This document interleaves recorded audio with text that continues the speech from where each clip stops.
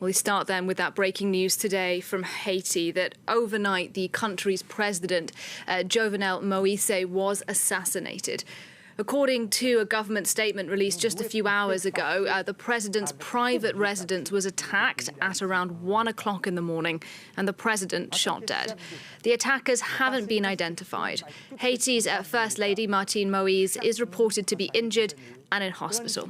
Well, covering this story for us today is our Foreign Affairs editor, Philip Tell. He's with me now. Philip, clearly this is a fast-moving story. Tell us what we know for the moment. Well, the latest information coming out of Haiti is, in fact, that the First Lady has died of her injuries. The First Lady, Martine Moise. So that makes a double assassination, with her husband also being shot dead. What we know so far is that gunmen broke into the residency where the president was. This is at about 1 o'clock in the morning last night. These gunmen, nobody really knows who they are, but what they do know is that some were speaking Spanish and some were speaking English.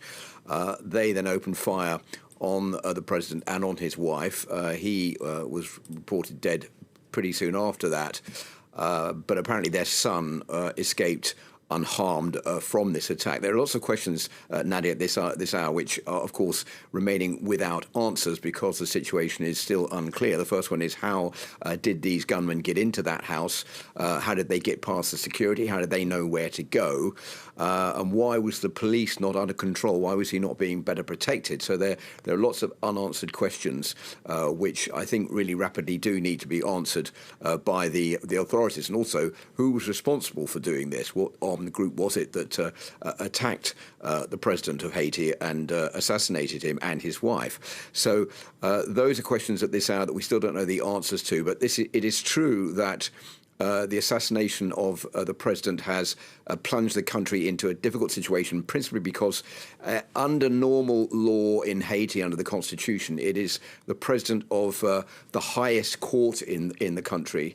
And he is supposed to take over, but he has passed away due to COVID back in June. So that position is now absent. So it is the outgoing Prime Minister, Claude Joseph, who announced this news during the night, who is currently in command. But he has been replaced already in this country since Monday by another Prime Minister whose name is Ariel Henry, who hasn't taken up official office yet. So you can see at the head of the constitutional situation in Haiti is very confused at this hour.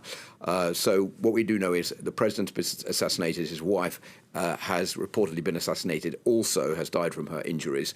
And it is, for the moment, Claude Joseph, the outgoing prime minister, who is in control. Yeah, and before all of this, Philip, Haiti was already experiencing a good degree of political turbulence. And I suppose the fear now really is that things will only get worse. Well, the president was hotly contested already by a large group of the population, principally because back in 2017, when he took office after the only one round of the two-round elections. There was no runoff due to violence in the country. And many are saying that he didn't score a high score then, 32.8%, but only 8%, and therefore he was not a legitimate ruler.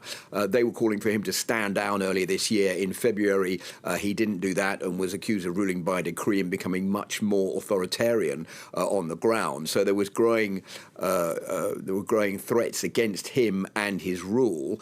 And at the same time, the country, as you were saying, is in a terrible crisis financially, with most of the country, 60% living on less than $2 a day. So there's rampant corruption. There are armed groups all over the place. The situation is so bad that between Port-au-Prince, the capital, it's impossible to get to the southern part of the island due to that being under the control of armed groups and bandits.